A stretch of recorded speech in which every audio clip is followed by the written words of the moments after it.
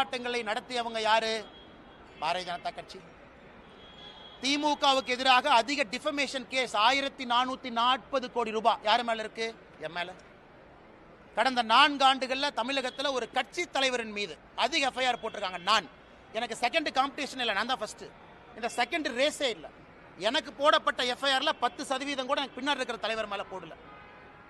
வீட்டு கொடிக்கம்ப பிரச்சனை ஒன்னு அனலைஸ் பண்ணி பாருங்க. திராவிட முன்னேற்ற கழகத்தை தீர்க்கமாக எதிர்த்து தினமும் பேசுறது யார்? ஊழலை வெளியே கொண்டு வர்றது யார்? ஒரு ஊழலாக சுட்டி காட்டுவது யார்? இங்கிருந்து டெல்லிக்கும் அங்கிருந்து பிரச்சனையை தீர்ப்பது யார்? ஆனா என்ன போச்சுன்னா வாய் வியாபாரிகளுக்கு என்னன்னா, மாமனார் பணம் இருக்கு, கொளுத்து போய் கிடக்குறாங்க. மைக் இருக்கு, மைக் ஓசியில வந்துருது. மாமனார் பணம் பின்னாடி இருக்கு, என்ன வேணாலும் பேசலாம். அது தமிழ்நாட்டு அரசியலுடைய சாபக்கேடு. அவங்க எங்க வேலை பார்த்தாங்க? சர்வீஸ் பண்ணாங்களா? 10 ஆண்டு காலம் மத்திய அரசுக்காக உயிரை துச்சமென மதிச்சு புல்லட்டை எதிர்த்து நின்னாங்களா? கிடையாது. சோசியல் சர்வீஸ்னா என்னன்னு மக்களுக்கு அடிப்படையில். என் காலேஜ் முடிச்சோன்னே ஒரு பிரைவேட் கம்பெனிக்கு வேலைக்கு போனா இதுவரை தனியார் நிறுவனத்தில் 1 ரூபாய் நான் சம்பாதிச்சது கிடையாது. 1 ரூபாய். ஏன்? பிரைவேட் கன்சர்ன்ல எப்பவுமே போனதில்லை. டே 1ல இருந்து அரசு வேலையில் இருக்க. டே 1ல இருந்து எப்போ வந்து இங்கே பிஎஃப்ஜியில் படிச்சுட்டு ஐஏஎம் லக்னோவில் முடிச்சனோ அப்பிருந்து என்னுடைய சம்பளம் என்பது மக்களுடைய வரிப்பணம் தான் என் சம்பளம் 10 ஆண்டு காலம். அதன் பிறகு விட்டுட்டு அரசியல். இதுவரை தனியார் நிறுவனத்திலிருந்து 1 ரூபா நான் சம்பளமா வேலை செஞ்சு வாங்கல. அப்ப யார் சர்வீஸ் பண்றாங்க? என்னுடைய சொந்த கம்பெனி நடத்துறேன். அந்த கம்பெனியுடைய சேலரி நான் வாங்குறது இல்லை. ஏன்? சேலரி வாங்கினா கான்ஃபிளிக்ட் ஆஃப் இன்ட்ரெஸ்ட் வரும். நான் இன்னைக்கு பஞ்சாயத்து தலைவர் கூட கிடையாது. இதெல்லாம் நான் பேச மாட்டேன். தனிப்பட்ட பிரச்சனையா இருந்தாலும் நீங்க கேட்கிற கேள்விக்காக நான் பேசுறேன். சொந்த நிறுவனம் என்னுடைய பேர்ல இருக்கு. 40% நான் ஷேர் ஹோல்டர். அந்த நிறுவனத்தினுடைய மாச சம்பளத்தை நான் வாங்குறது இல்லையே. அதை ஒரு 4 பேர் பேசுவான். இல்ல இந்த கம்பெனி போய் இங்க கான்ட்ராக்ட் போட்டாங்க, இந்த போட்டாங்க, அங்க போட்டாங்க. அதுவும் பண்றது இல்லையே. ஒரு நேர்மையாக ஒரு அரசியல்வாதியாக வாழ வேண்டும் என்று கொண்டிருக்கின்றேன். அப்புறம் எப்படி என்னை பத்தி அப்படி கருத்து சொல்லானே? அண்ணா நான் யார் பேரையும் சொல்ல. கருத்து எப்படி சொல்லுவீங்க? கருத்து எப்படி சொல்லுவீங்க? திமுக கான்ட்ராக்ட் எடுத்தனா திமுக ஹைவேஸ் டிபார்ட்மெண்ட்ல என் கம்பெனி வந்து ரோடு போட்டிருக்காங்களா? என் சொந்தக்காரங்க யாராச்சும் இதுல இருக்காங்களா?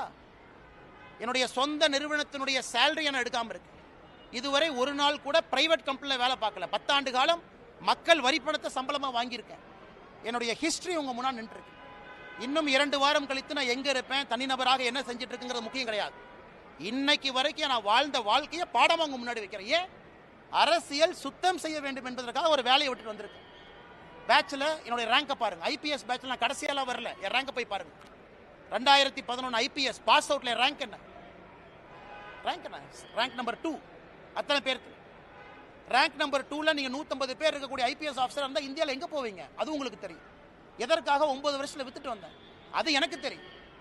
நான் ஏதோ சராசரியாக அப்படியே தேய்ச்சிக்கிட்டு கல்யாணமா என் மாமனார் கொடுத்த காசுல வண்டி ஓட்டிக்கிட்டு அதுல 2 நிறுவனத்தை நடத்திக்கிட்டு லாட்டரி வித்துக்கிட்டுலாம் இல்லைன்னு சொந்தமாக உழைச்சு உங்க முன்னாடி நின்று சுயம்பாக பேசிட்டு இருக்கேன். எந்த காட்ஃபாதரும் கிடையாது. 0 காட்ஃபாதர்.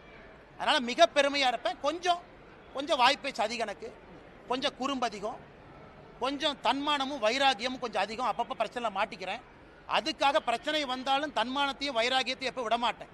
எந்த பிரச்சனை வந்து தனி மனிதனாக விவசாயம் செஞ்சாலும் திரும்ப வந்துகிட்டே தான் இருக்கும். இதுபோன்று முக்கிய நிகழ்வுகள், அரசியல் தகவல்களை ஆழமாகவும் மாறுபட்ட கோணத்திலும் அறிந்து கொள்ள மறக்காமல் உங்கள் IND தமிழ் 24/7 பக்கத்தை பின்பற்றிக் கொள்ளவும்.